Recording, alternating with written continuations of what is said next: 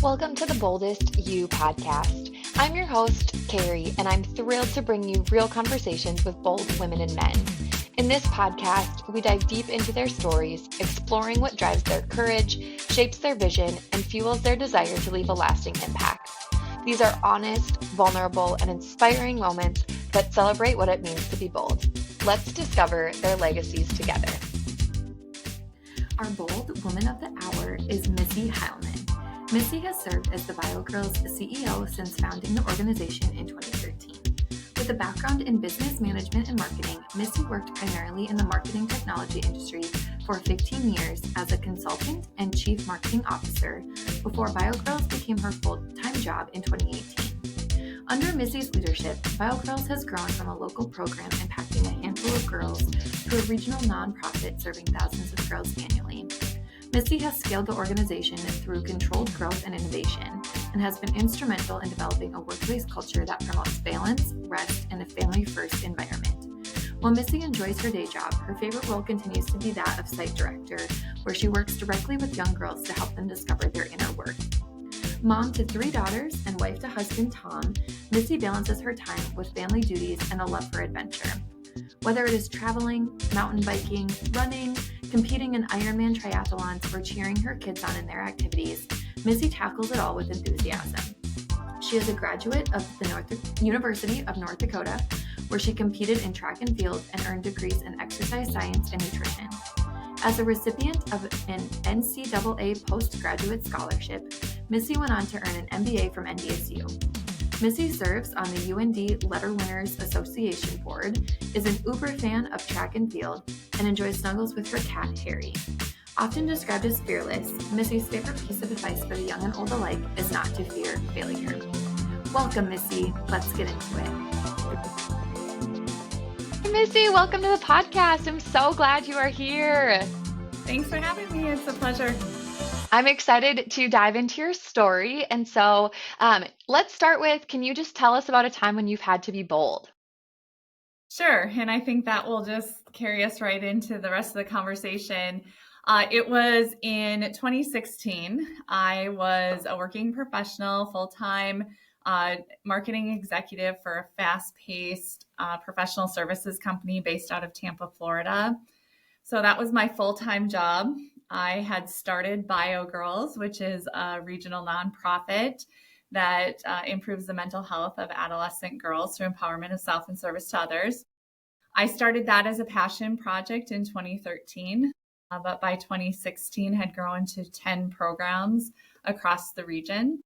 And then on top of that, I had 3 little girls, my youngest one at the time just being a toddler. And so, needless to say, my life was chaotic. My to-do lists were very lengthy, and I just knew something had to give. So I'm sitting at my desk at work and looking at my to-do list, and had a conversation with myself that when something like this, if I keep BioGirls at 10 programs, we're reaching 350 girls, great impact. We're doing so much. If we keep it at 10, then I can keep my full-time job and still have a little bit left over for my family, which it was all a lie, by the way. I couldn't do it all. But that was the conversation. And the very next week, I had 2 women from 2 different communities reach out to me and ask to bring BioGirls to those communities.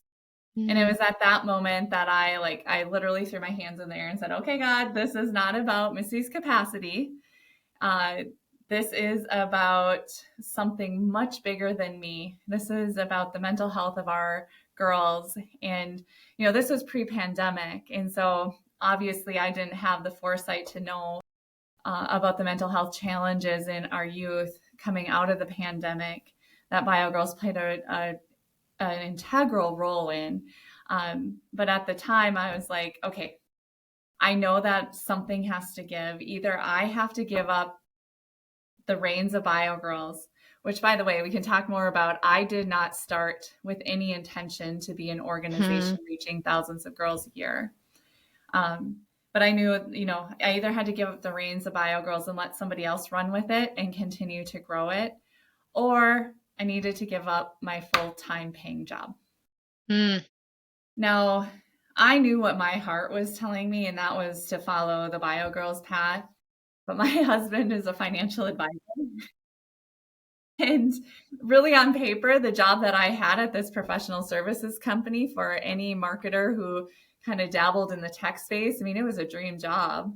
And I don't say this to brag, but I say it because it helps answer your question about being bold. I was making a 6-figure salary, dream job, fast-paced growth, high growth company.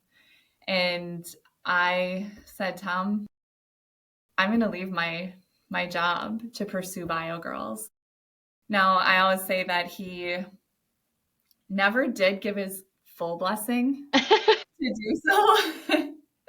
But I had been married to him long enough by that point that I knew once I jumped in with both feet, he'd be 100% supportive.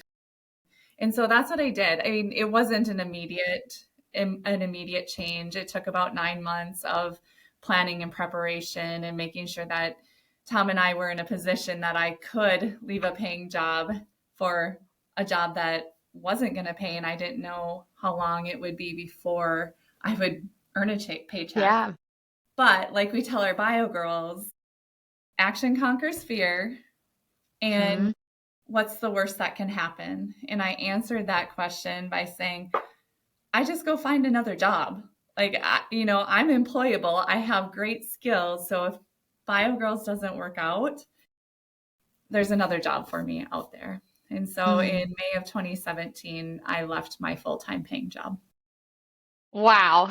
That, takes so much courage. And I'm sure I can just picture the emotional just turmoil of making that decision and all of the things that I think stop us all from making those bold choices and moments. Obviously, there's the reality of financial, right? We have commitments and pay the bills, support our families and things. And so I want to go kind of a couple steps backwards, because I think so many of us, we go to college, right? We have this dream job, as you mentioned, in our head of what that's going to be. So let's go back to kind of like college, Missy, you're getting that degree. What originally drew you to that type of a job? Like you said, marketing, something that's probably, like you said, fast paced. Is that something that you had always pictured you were going to do, or did you have like a passion for nonprofit and you just kind of steered away from it for a bit? Neither. Okay. Answer is neither. So I went to UND. I ran track. I went to UND to get a degree in physical therapy. That lasted until my second semester, Biology 102. I had to learn the Krebs cycle, and I was like, this is not for me. So I decided not to pursue physical therapy. And I ended up graduating with 2 degrees, nutrition and exercise science, and a minor in coaching. I worked for a short time after my time at UND as a personal trainer and realized that that was not a career path for me. It was a passion. And actually working in the industry made me like, I don't know, I didn't want to be in the gym for myself anymore because I was there for everybody else so much of the day. So then I was feeling like, well, I was crabby because I wasn't working out. My hours were terrible. And it just was not where I wanted to go. And so as an athlete at UND, I received an NCAA postgraduate scholarship and had met my husband, my boyfriend at the time. He still had a year of school left at NDSU. I'd moved to Moorhead and was working in Moorhead, and decided that I was going to go back to school, use that scholarship. I had to use it within 2 years. So I went back and pursued an MBA.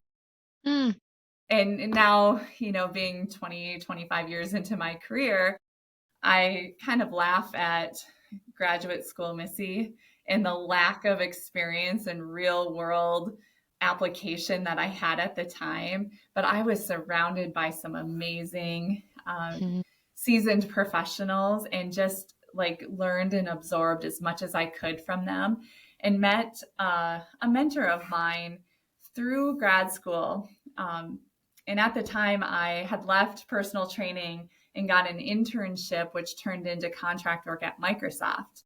Well, Sure. my grad school classmate also worked at Microsoft. And so we knew each other through both angles. And then my husband and I moved to Colorado for a short time. And when we moved back to Fargo, this grad school classmate, Andrea, recruited me to work at a small startup company that she had taken the director of marketing role at. And that was so fun and really ignited my passion in the tech world. It was cutting edge. Like we were one of 2 or 3 companies at the time developing marketing automation solutions.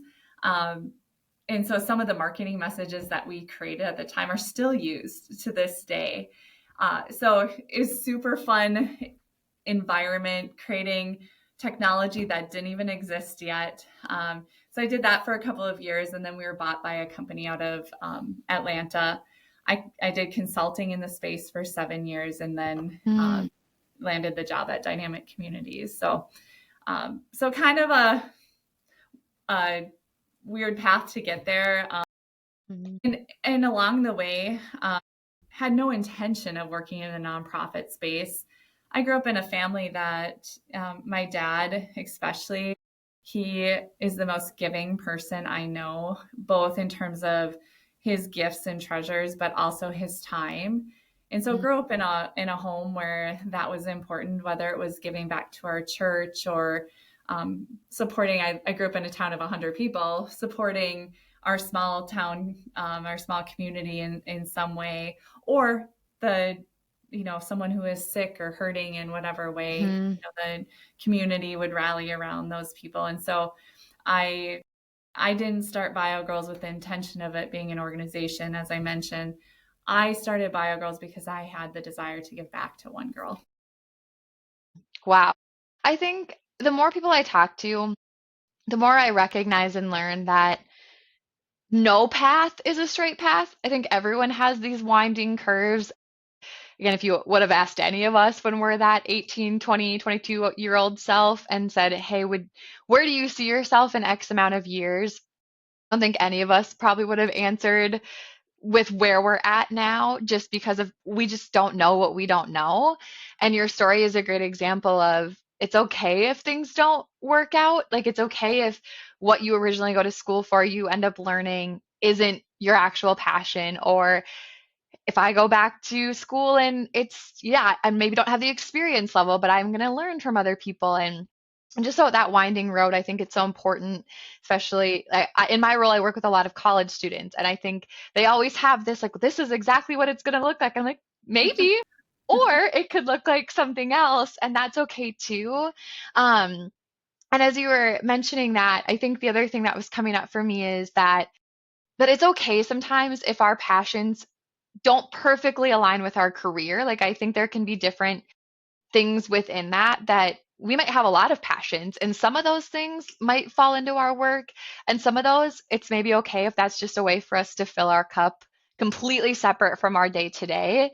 And that's something I've had to learn, where I thought it always had to be like, well, I'm passionate about this, which means I have to do this, or if my job isn't exactly that, then it's not good enough. But I think we can all find passions within the work that we do and have those things outside that are just for us. Like you said, that passion for working out in fitness, like you have brought that into Bio Girls, I know, in a capacity, but it also isn't something that's exactly your day to day, and that's just for you too.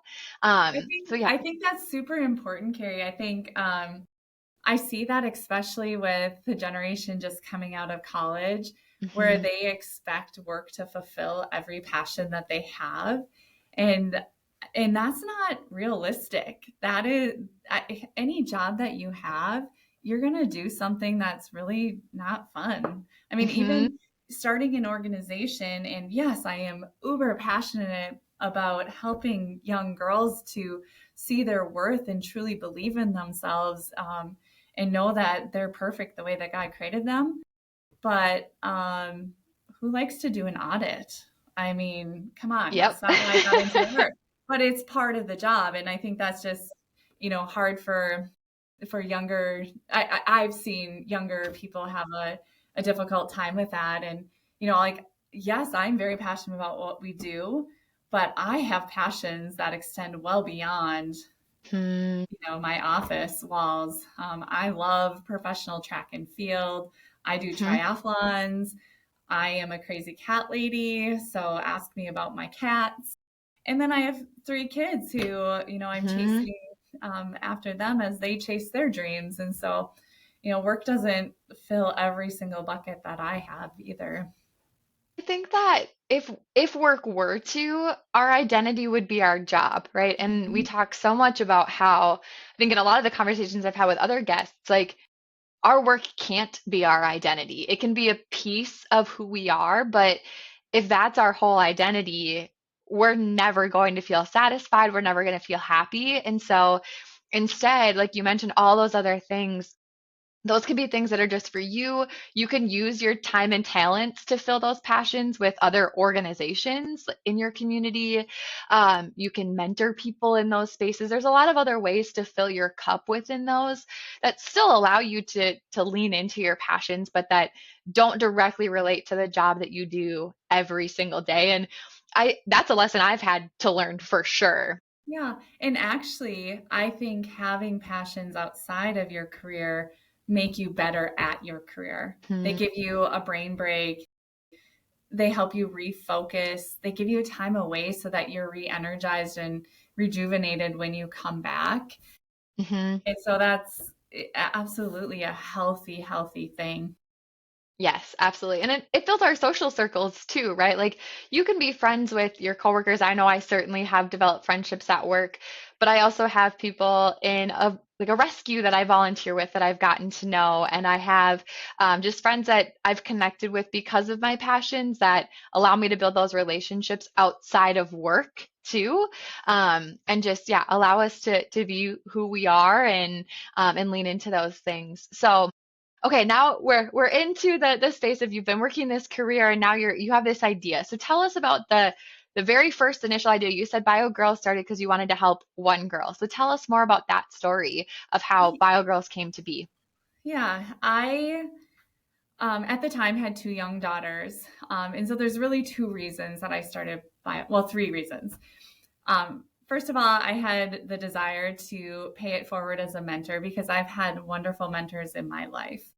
I had reached out to 2 organizations in Fargo and never heard back. So I always joke either my email went to spam or I wasn't qualified. Um, so that was really the catalyst that got me to thinking, like, what would it be if I created something? And Mm. I am a go-getter. I'm type A, Enneagram 8, all those things. So, when I have an idea or a passion or a spark, I should say, it's like, okay, I'll figure this out. Um, at the same time, I had 2 young daughters, now 3, not so young anymore, but 3. And, I obviously grew up female, was aware of society's messages that are Mm. but that we're bombarded with to look different, act different, be different, don't show emotions, like so many conflicting, confusing messages and, work to look like this, but oh, wait, next year you should work to look like this. And it's just a moving target. And Mm-hmm. um, thankfully, I grew up in a home that those things weren't important. And so, like, personally, I can say that, I mean, besides like the typical, oh, my hair is too thin, I wish I had thicker hair kind of thoughts, I was kind of shielded from some of that. Mm. But then having 2 daughters myself, now 3, seeing it through their eyes, Mm. it was both heartbreaking and maddening. And Mm. I was like, need to I need to be the change here. So those 2 things, desiring to be a mentor and wanting to create change, is really how Bio Girls came to be. I started it as a program at our church here in Fargo, and really that was my whole goal, was to provide a resource to our church community and others who wanted to be involved. And I did not set goals beyond that. I did not even envision beyond that, because the first year that we ran the program, it was soon after that I became pregnant with our third. So I'm working full time, pregnant with our third, two young girls at home, and a husband who had a job where he was on call 24/7. So I did not have those dreams, but others around me did. They could see that it could be something more than a program at our church. And so with their encouragement, I did start thinking about that. And after that first program, so that first 12 weeks, I had a mom reach out to me from Fergus Falls, Minnesota, saying, my niece participated in your program in Fargo. I have 3 daughters of my own. We need this in Fergus Falls. Can I bring it here? And I had all the time in the world to figure it out. So I said, sure, why not? And I look back fondly on those times, because number one, it forced me to start to create some process and document what we were doing, because that first year it was shooting from the hip. I had recruited friends and friends of friends who were educators, counselors, pediatricians, a mental health therapist. And from week to week, we'd say, what are we going to teach the girls? And obviously you couldn't do that, or we couldn't continue to do that if we had another program running. And so we started like the evolution of the Bio Girls curriculum at that point. And so that second year, it was Fergus Falls in Fargo, Olivet. And then the third year we doubled, and the fourth year we doubled. And then pretty soon we're at 10. And that's when I had to make that decision. There's so many things within that story that I'm just like, oh, bubbles, like sparkles everywhere. The first being you said like you didn't have that dream right away, right? You were starting super small. I think the two things that are sticking out to me when you mentioned that is, one, I think sometimes it's it's amazing how like your community around you could see that before you did, right? Like you said you recruited those friends and different people, and they were able to see it. Like you said, you are the dreamer, you're the person that can create those things, but you were real enough with yourself to say, here's what I'm going to do, and that you had this amazing community around you that saw bigger and said, I think that there's something really special here, and that this is going to be more than probably what Missy envisions it right now. And the other side of it is that so often when I talk to people, and I know I'm guilty of this as well, when we talk about being bold, is that it feels really hard to go from 0 to 100. And we always think we have to have it so laid out, and the plan has to be in place, and we have to do all these things. But what you just admitted to, right, is you took the baby step and you said, I'm just going to do this for my church. And week to week, we're going to figure it out because I have good people alongside of me. And there's so many times that I can think back to of like, if I would have just taken the first step, or if I would have just gone and said, I'm going to figure it out as I go and trust within that who knows what could come from it. And so I think that's just such a good call out of your story of, it wasn't saying I'm going to run this large nonprofit and have all of these things, right? I'm just going to do this one thing and see what happens. And then from there, that wildfire spreads because people get excited about it and they understand the excitement behind it. And so before we dive into like too much deeper in that, I would love for you to just to share kind of where BioGirls is at now and maybe some more information about it. Some of our listeners might not be as familiar as I am just with, I've been a volunteer for a few years, but I would love for you just to share more about what BioGirls is today. Yeah. So again, our mission is to improve the mental health of adolescent girls through empowerment of self and service to others. As of this week in July of 2025, we are 120 program locations across 5 states, serving about 3,000 girls each year. Wow. We've grown from Missy as unpaid, let's figure this out, to 9 full-time, 2 part-time employees, and over 1,500 volunteers that bring the program to life in communities all across our region. That is incredible. Wow. Congratulations to you and your team. That is, like you said, you start with one and now to be at 3,000 girls. That's a huge impact that you're all having on the communities. And as someone who's been a part of one program, it's just amazing the difference that it can make. And truthfully, even as a mentor and site director, I think it has just as much impact on us as mentors and adults as it does these elementary girls. Like every week when we have our program, I'm like, oh, I needed this content this week. And it's just that good reminder. So those 3,000 girls, those 1,500 volunteers are also just as impacted. And it gives us all a space for things that we're passionate about to be able to help inspire these young women and girls and just continue to help them grow too. So props Yeah. to you and your team. That is Well, incredible.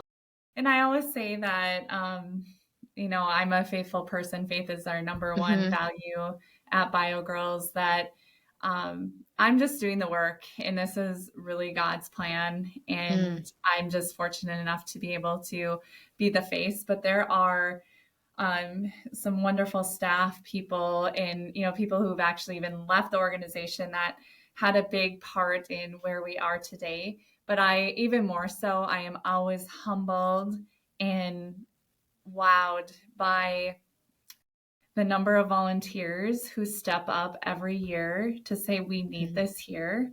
Yeah. Um, and I still get emotional even 13 years later, because it is work. As you know, you're a Mhm. volunteer leader. You do Yep. the work.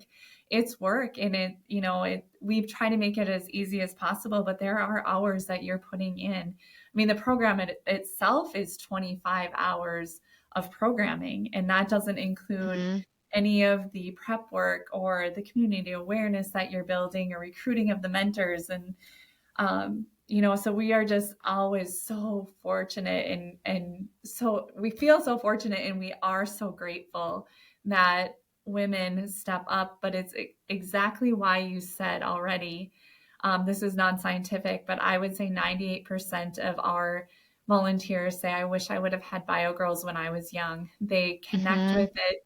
The mission resonates with them, and they want to be the change for this next generation. And that's what's happening. Absolutely. Yeah, I have said that at least 3 times a year. Like, I wish I would have had this. And it goes back to what you said. I think, you said you were raised in a family where thankfully you were sheltered from maybe some of those societal messages. And I even look back to my childhood. I similarly feel the same, but I also didn't have social media until late, high school or maybe early junior high. And I think now there's so many places that people are getting those messages from. And I have family members that are elementary teachers, and just the things that they say, I'm like, how are kids that young? Like they have cell phones and all these things that it's unfortunate the places that those messages can come from now. And so this program is a space for us to talk about those things, even if they're only a second grader and you're like, there's no way that you've, been exposed to messaging about how you should look or any of those things. But the content But it, allows us to have those real yeah, conversations and give them the space to talk about it and to like understand that they don't have to change, right? Like, how do we embrace who they are, the beautiful inside and out as they are? yeah. And I think, it's it's important that everyone, even, parents, or, any caring adult understands that we're working with second through sixth graders, and we always get the question, why that age group? Why not middle school? Why not Mm, high school? And I'll give a quick scientific reason why, and then I'll give you some anecdotal reasons. Research shows self-esteem is highest in girls in third grade around age 8 or 9. mm, So wrap your head around that. That's when self-esteem is the highest. And then by wow. sixth grade, age 12, so within those 4 years, it plummets to a low. And there's a number of reasons for that. Puberty being a big factor, hormonal changes, body changes, but it's also the time frame when girls develop an inner voice, and that inner Mm, voice is often a critic. So now you have hormones, body changes, an inner critic, and then on top of that, girls, and kids in general, but we focus on girls, girls are identifying that there's a social hierarchy and trying to figure Mm. out where they fit in this social hierarchy. And you talk to any educator, and they will tell you that what we've coined as mean girls, so popular girls, powerful girls, however Mhm. you want to coin it, that has started earlier and earlier in elementary school. Teachers are now saying that you see that kind of behavior as early as second and third grade. And I have Oh. heard stories of girls who, there's one particular girl at an elementary school here in Fargo um, who is being bullied because she doesn't have a skincare routine. She's a third grader. A third grader. I don't even think I And knew so, what those words were in no, third grade. and you shouldn't. So she had asked her mom if they could go to Sephora to buy this serum. And her mom is like, well, what are you talking about? So she Googled it. The serum costs $200. Oh So, my goodness. yeah. So, Wow. you have that. But on the other end of the spectrum, the mental health challenges that kids are facing Mhm. has um, just become so um, elevated. Like, we have seen more and more within our own Bio Girls program where girls are opening up to their mentors with suicidal thoughts. And thank goodness we are a resource for these girls, and they feel like Bio Girls is a safe place where they can share that. Yeah. And, we have a process in place where we work with the leaders to work with the families to ensure, number one, that the caregivers or the parents are aware of Mhm. this, and then also how to find the resources to help. And Mhm. we've started seeing that more and more in this age demographic. So what we do is so important, and we really see ourselves as uh, a player in the mental health space to help prevent the severe cases of mental health disorders. Mhm. And we've also been proven to be interventive. So girls who come in with really low self-esteem have been shown to increase their self-esteem the most through the program. Mm. So we're a really nice complement to traditional therapy Mhm. and medication and other things that help to treat mental health issues. Yeah, it's daunting to hear those things, right? I think we all don't think about that, but just the mental health crisis that truly is, and to think that at that young, right? And I think of Bio Girls and just being a part of the programs of truly how much of a difference maker it can be. And like I said, even for the adults in the room that are there, I think of, you mentioned the inner critic, and I think that's something that you said probably 98% of people could probably relate to having Yeah. that inner critic, and even as adults. And I remember the first time that I went through the Bio Girls program as a mentor, and we were talking about that. And at the end, when we're doing our run, I had paired up with one of the girls, and we were running, and she was getting hard on herself. And so I was encouraging her, and we were just kind of chatting back and forth. And I remember leaving that run feeling so just inspired of like, she did it and she got through it. And the next morning, I went for a run just on my own as a workout, and I could hear myself getting hard on myself. And I was like, wait a second. Like, I just told her all these encouraging things. Like, I have to do that for me. And I still, to this day, like when I run, sometimes I'll use some of the things, the different mantras that we use in Bio Girls. And it's something, it's just incredible how, yeah, that small thing can spark change in so many other people. And for those girls that, yeah, it's maybe the first time that they're able to talk about some of those harder things, or to even, we always, there's one lesson where it's like we're talking about filters and social media, and that, the fact that they even know what a filter is at second grade, I am always shocked by just what they know, and how much being able to talk about it like allows them to recognize, like, oh, I don't have to do that, or I can be okay with it just as is, or whatever Or the Yeah, or even recognize that a picture they're seeing is filtered, or I mean, yes. now it's AI, right? That Oh, it's actually yes. not realistic. It's It's not it's real. Yeah. artificial.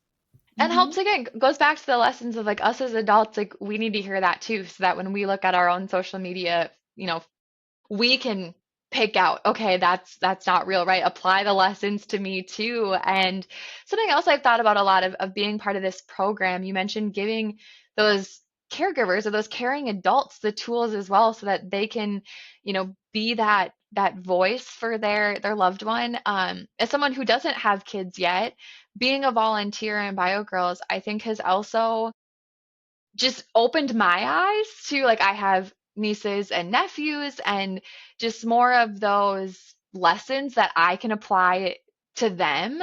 Um and yeah, just had no idea like all of the things that I didn't know and now can use those lessons in various ways. Yeah, I'm kind of chuckling to myself because I'm actually speaking at TEDx Fargo in a couple of weeks, Exciting. and um, that inner critic is like, "Why are you speaking there? Like, what do you have to say?" And I have been using some of those mantras myself, but Mm, also some of the lessons from Bio Girls. The one right now that is super timely for me is celebrating progress. And mhm, it's been a very, very busy spring at Bio Girls. I have the speech written, but I don't have the delivery down yet.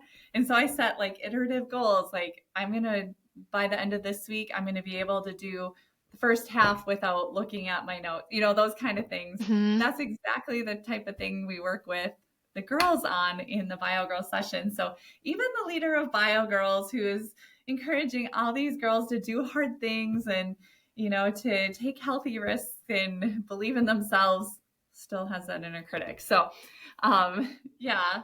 But I was thinking when you're talking, maybe we should share a little bit about the structure of the program, because we've talked about the mentoring, you've talked about running, but I think it's important for everybody to understand that the program is comprised of really four different components. First is a Christian non-denominational devotion. We believe that faith is a really important part of holistic well-being.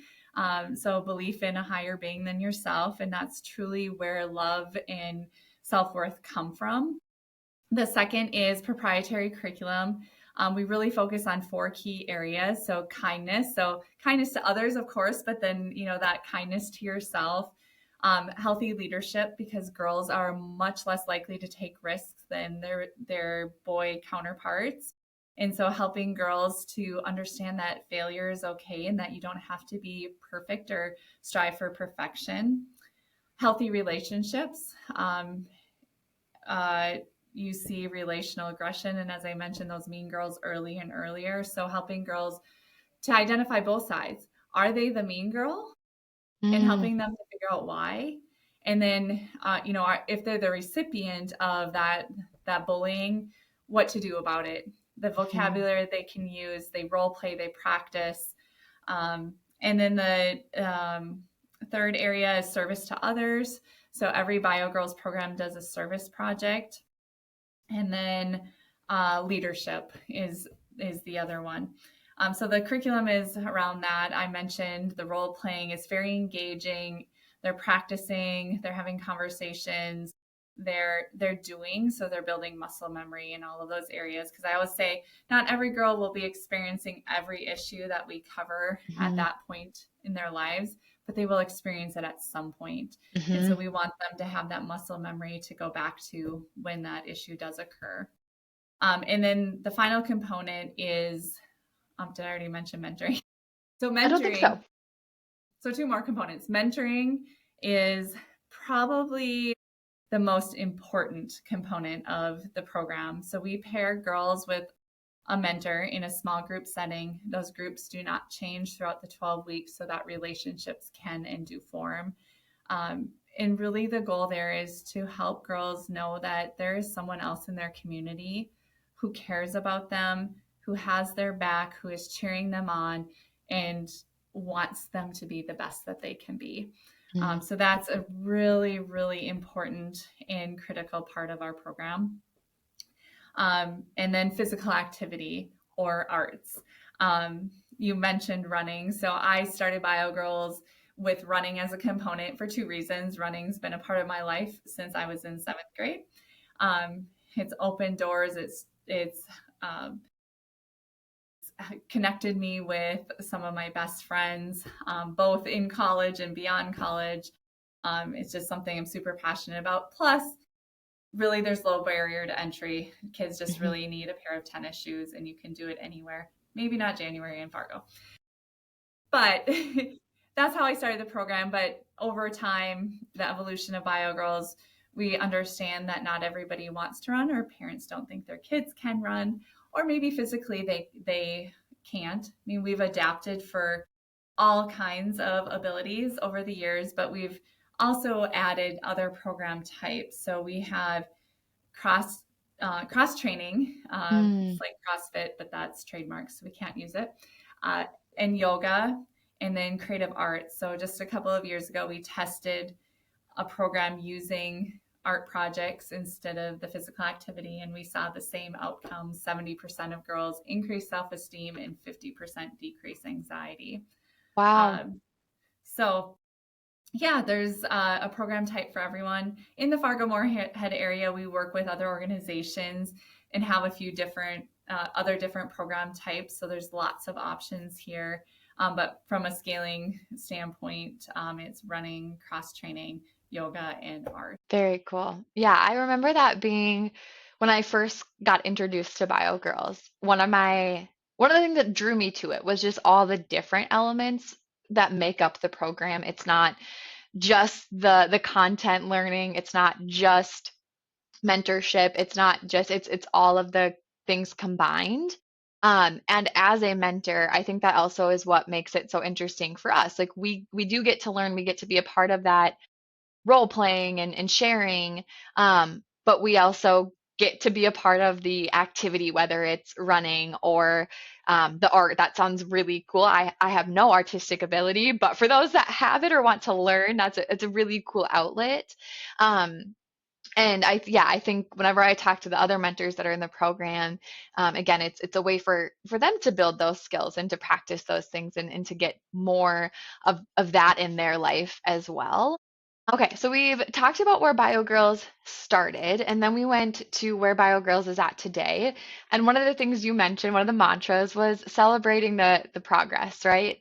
So I want to go back to kind of when you got that call about, hey, we want to bring this to Fergus Falls, a new community, and would love to hear from you. I think oftentimes there's, maybe I'm speaking from experience, when we are those go-getters, we set the goals for ourselves, right?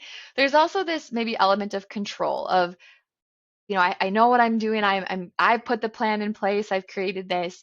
So I'd love to hear your perspective of what that's been like as more and more the model of BioGirls really is, that you create it, but then kind of release it to the volunteers, and just what that has been like as the program has grown, to see it maybe you still have kind of that centralized control, but there's so many other people, and what that experience has been like for you, and looking back on where it started and being the person who really made it happen. Yeah. So number one, it's really important. We're working with kids. We are an outcome-based program, meaning we're measuring what's happening to ensure that the work we're doing is, in fact, aligned with our mission. And so we have created a very extensive process, which, being a leader, Mm-hmm. we vet anybody who wants to be a leader. They go through an application, a background check, an interview. They have to sign a contract with BioGirls, and then there's a whole certification process. And it's probably about 6 months of work prior to actually working with the kids. And that is intentional, because we want, by the time the leader is working with the kids, they should be so well versed in the program that maybe they don't know exactly how the program is going to go that first night, but they know exactly what they should be doing. And we want the program to be consistent from a participant standpoint, whether it's happening in Holly, Minnesota, Fargo, North Dakota, or Williston, North Dakota. Um, and we know that that happens because we do the research that shows the outcomes. And the Mm, outcome has been consistent year over year for the past 5 years. mm, Now, with that said, we 100% encourage our leaders to give their own program, their own flair, to bring in their own personality, to talk about personal experiences, to bring in, uh, you know, maybe there's something with their community that's happening and that's their service project for the week or for the year. They are strongly encouraged to make it their own within the context of what's provided to them. And we've seen some really cool things over the years. We had a couple of leaders who were engineers by trade. So for their service project, they decided that they were going to build Adirondack chairs. So whoa. the group of girls, we saw pictures with safety goggles and drills. They built Adirondack chairs, painted them, wrote the mantras on there from Bio Girls, and then donated them to a local care facility so that residents of the care facility and their family members could sit outside and enjoy the sunshine.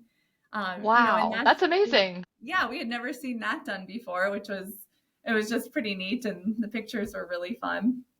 Um, and then, from a lesson standpoint, we provide a book of curriculum. So you as a leader, you don't ever have to worry about figuring out what the lesson is or what we're going to talk Mhm. about this week.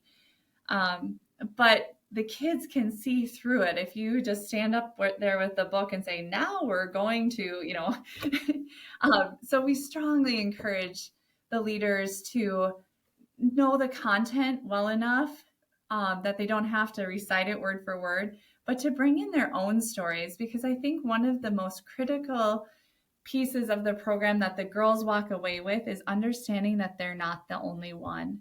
Whether they Mm, can relate to an issue that their leader or their mentor has had, or you get the girls talking in a small group and they discover they're not the only one. And I have a mhm, real life example of that. Um, it was in the small group setting. So a mentor is leading the small group. Same thing. They have discussion questions or role playing questions, whatever it is. Um, and one of the girls answered one of the questions by saying, well, I go to therapy and I talk about it at therapy, mm. which was very brave of her, right? Yeah. Again, showing that Bio Girls is a safe place. Like girls feel Mhm, comfortable sharing things that might be looked at as embarrassing or mhm. they might get made fun of for. But she shared that. And every other girl in the group said, well, I go to therapy too. So all Wow. four of them discovered that these peers who they don't know outside of Bio Girls Mhm, also go to therapy. So they walked mhm. away knowing they're not the only one. And that Yeah. we hear from parents often is one of the most powerful parts of the program is, my daughter discovered she's not the only one. Yeah, it's normalizing all of those things. And I think as mentors, you mentioned it, it's such an important role of we can also be the ones that they can relate to. And oftentimes they might see us as someone to look up to, and it's like we're just like you. And I remember one girl once, I oftentimes wouldn't wear makeup because I'm like, well, we're gonna be running at the end of Yeah. this, like I don't I don't want to show up, and I work from home, so often days like I don't wear makeup. And I remember her asking me one time, like, well, you're not wearing makeup like all the other mentors. And I was like, oh yeah, like I choose not to some days. And then one day I did, and she was like, you're wearing makeup today. And even just that simple thing of being able to have the conversation with her of you don't have to wear makeup every day, even if it's if you want to, if you don't want to, it's normalizing some of those really simple things that they might not know it's okay to talk about, or it's okay to admit, like, or see an adult that, again, maybe it's if it was a therapy example, like, oh yeah, I also go to therapy, and having that conversation, that safe space to talk about those things with someone that they maybe wouldn't have thought they could. So, I'm sure you guys have thousands of anecdotal stories of examples like that are just heartwarming and really feed into the mission of Bio Girls. One of my favorite parts right now is many of the original Bio Girls are even graduated from college. Hmm. But if they're still in the region, in the area, they're coming back now to serve as leaders and as leaders Amazing. in the program. And what powerful mentors they are for these young Hmm. girls. And I've seen it firsthand because I still lead programming.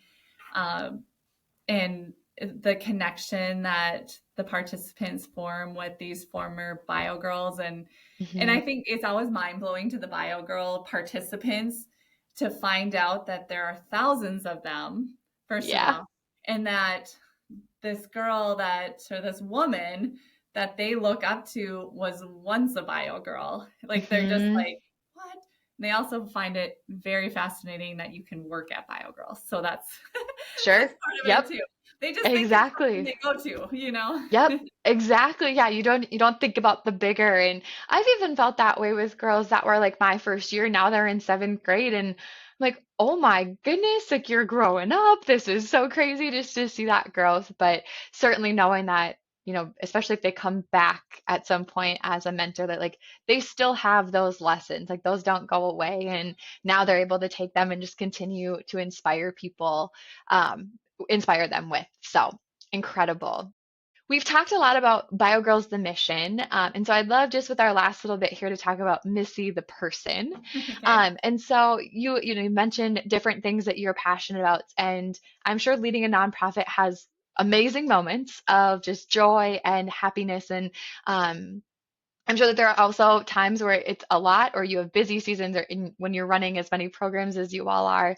So I'm just curious, outside of work, separate from work, what are those things that really just ground you in who you are and make you feel like you're still Missy outside of all of the other amazing things that are happening at BioGirls? Yeah, I mean, faith is a really important part of my life. One of my goals this year is to listen to the Bible in a year. Um, I know that I can't sit down and read it. Hmm. I need somebody to decipher it for me. So I listen to a podcast, and I have a friend and a friend slash mentor who's also doing it. We're both behind, but I always say, like, I'm not going to mention how far behind I am. I'm going to celebrate that I'm on like day 74 or whatever it is. Yep, exactly. So, faith is an important part of my life. A family, of course, but I feel like people always default to family. I have three kids. I love watching them discover who they are and their passions. But for me, I love adventure. I love challenge. So recently, I've been doing half Ironmans. So I was supposed to do my fourth on May 31st. The day before, I crashed my bike and broke my arm. Oh no. So I wasn't able to do it, but my husband did. So he's been doing them now too. And so I got to be spectator for that one. I don't have the next one on the calendar, but it'll happen sometime. And then when so my oldest is in college, my middle is graduating this next spring. And then I think I'm going to take on a full Ironman. So we'll Okay. see.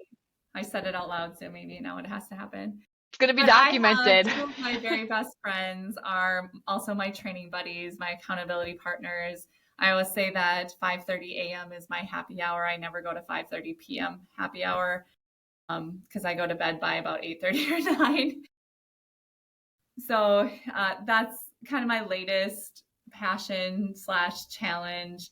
Um, I love professional track and field. So I mentioned I ran track at UND. I know track and field statistics like most men know football.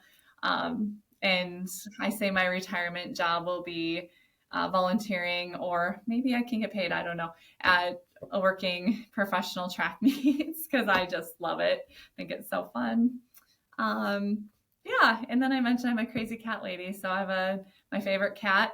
My kids say he's my favorite child. He's my 14-year-old long-haired part Siberian cat named Harry. He's just so fun. And he's so cute.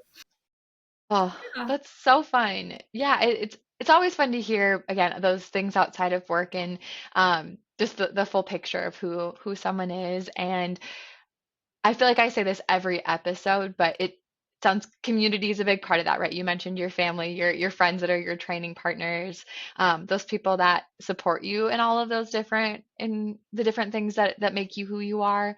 I think that's it's such a big part of us and just the people that we fill our life with, as well as the different things. I think we've talked about it a lot in this episode, but just how important it is to have those spaces that make you feel like you outside of the work that you do every single day. And how many of those I can tell just from you sharing your passions, how many of those things probably fall into Bio Girls and what makes Bio Girls so great. And just that it can all be interconnected, but doesn't have to be like the same thing for everyone. Yeah. And I do some speaking on um, setting goals as Mm, a working professional and a mother because yeah. I am very passionate about being able to pursue all of those things and not Hmm. having to give things up just because you're one thing or another. And I hope that I can serve as an inspiration to people. Number one, they're like, how do you find the time? Like I lead an organization that um, used to be more cyclical and have downtimes. Now we don't. We are Yeah. busy year round. And it's really just about making that time. You just have to Mm, make the time. It's not just going to all of a sudden appear one day. And, as a mom, my mom worked full time throughout my growing years. And I mm, always tell the story when I have the opportunity to speak on goal setting that she was my role model, my inspiration when I was growing up. I grew up in a rural farming community where most moms didn't hmm. work. They stayed home. And I never was jealous of those moms. In fact, it was opposite. I was so proud of my mom for having a job. And she was the postmaster in our tiny little community. And when she told me how much her paycheck was, I was like, whoa. But I remember being like, she makes her own money. Yeah. Like I was so proud even as a little kid. And so that has just always stuck with me. Mm. I actually tried to be a stay-at-home mom. It lasted about 3 months, and that's just not me. I mean, Yeah. some people are meant to be stay-at-home moms, and more power to them. That was not me. But at the time, I was having that tug of war that every woman does with children, and I remember thinking back to my mom working and thinking, well, Mm, I can be that same inspiration to my kids, my three girls that my mom was to me.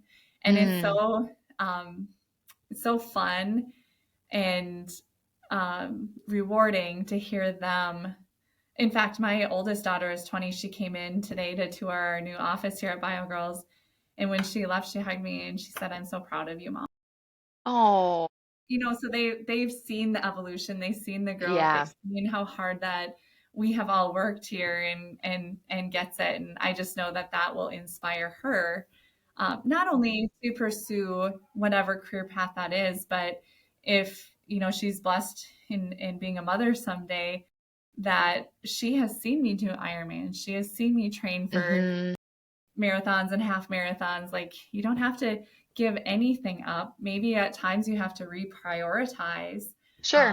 and maybe run 5Ks and 10Ks instead of half marathons and marathons. But it is possible. It is possible. You don't Hmm. have to give up the things you love just because you're pursuing something else.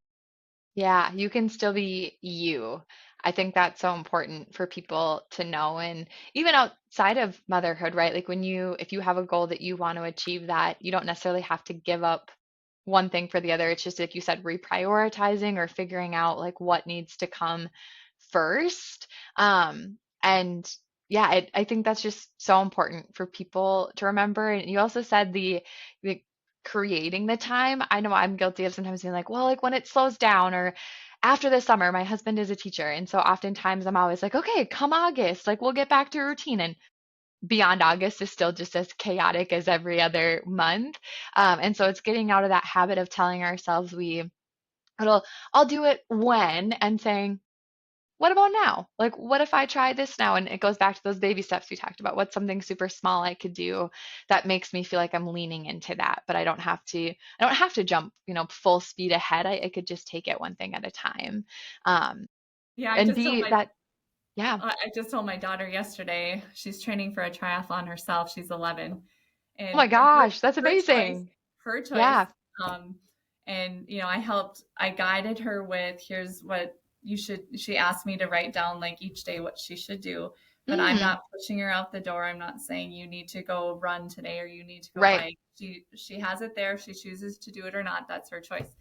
Um, but yesterday she was like kind of dragging her feet. She was going to go for a run. I'm like, hun, the first step is always the hardest. Like Hmm. just take that first step and then you'll go. And Yep. that's what she did. Exactly. Lacing up the shoes. As soon as you do it, it's like, well, now I have my shoes on. I might as well. And I think we talk about going back to Bio Girls, right? Like we talk about that all the time when we talk about the 5K of that first day when we run maybe a mile. And they're all like, oh my gosh, I can't run a mile. And then by the end of it, they ran a 5K and they're like, wow, we ran a 5K. I'm like, yeah, it's just the baby steps that we take to get there. And we just got to get ourselves out the door sometimes. We got to be bold and take that first step. It certainly makes a difference. So I always like to wrap up episodes with just some rapid fire questions, low pressure, Yeah. just to kind of end on a high note. Um, so on any given day, what is your go-to beverage of choice? What are we going to find on your desk or in your hand as you're out and about? What is it? Blackberry bubbly. Blackberry bubbly. All right. Is that your like only flavor or bubbly in Huh? general? Okay, only I mean, blackberry. I will drink others, but if I'm buying it Okay, at the grocery store, it's blackberry. blackberry. Okay, good to know. What's your favorite way to unwind? I read. I Mm, love reading books. And honestly, just laying on the couch talking to my kids. hmm. Oh, that sounds like a great way to just, yeah, wrap up from a long day. What is something that you're grateful for today? Today, I am grateful for this is a good one. Two of my teammates were really bold in an ask today. Oh, that is always something to be grateful for. Yeah, being celebrating those moments that, yes, I love that. Okay, and if you could eavesdrop on your friends talking about what would you want to hear them saying? Hmm. That I'm really fun to hang out with, and that uh, even though I'm a serious person and a go getter, like I can be really lighthearted. I love that. That's so good. Okay, well then on a last question and on maybe a more serious note, we've talked a lot about today how you've been bold, those moments, and I think our bold moments lead to our legacy, right? Those things that we leave behind. So what kind of legacy do you want to leave behind? Well, I think it's just that, like, not to be afraid of what might happen or being afraid of failure. That's always the advice if, I'm being interviewed or writing in an article or whatever. It's like the advice that I give to other women and to young girls is not to fear failure because failure is a point in time and something that you can learn and grow from. And I think the evolution of my career and the evolution of Bio Girls is testament to that. Hmm. But also, following passions outside of career, as we've talked about. I have one tattoo and it says fearless on my foot because that's how Mm, most people describe me. And so, beyond the legacy of Bio Girls, because one day my time at Bio Girls will come to an end, but we've built an organization that um, can sustain well beyond my tenure here, and the impact that we've had on 18,000 girls region wide. Um, my my I hope my legacy is just to be bold and to be fearless. I think you're well on your way there, Missy. Your whole story just is inspiring. And so I love that. Fearless. That's a great way to end it. Well, thank you today for just joining and sharing your story. I know so many people are going to be fascinated, and hopefully it gives someone who has never heard about Bio Girls more information about the amazing organization that you run. So thank you again, and thank you to everyone who tuned in today. And we'll catch you at the next episode. Be bold. Thanks again, Missy. Thank you.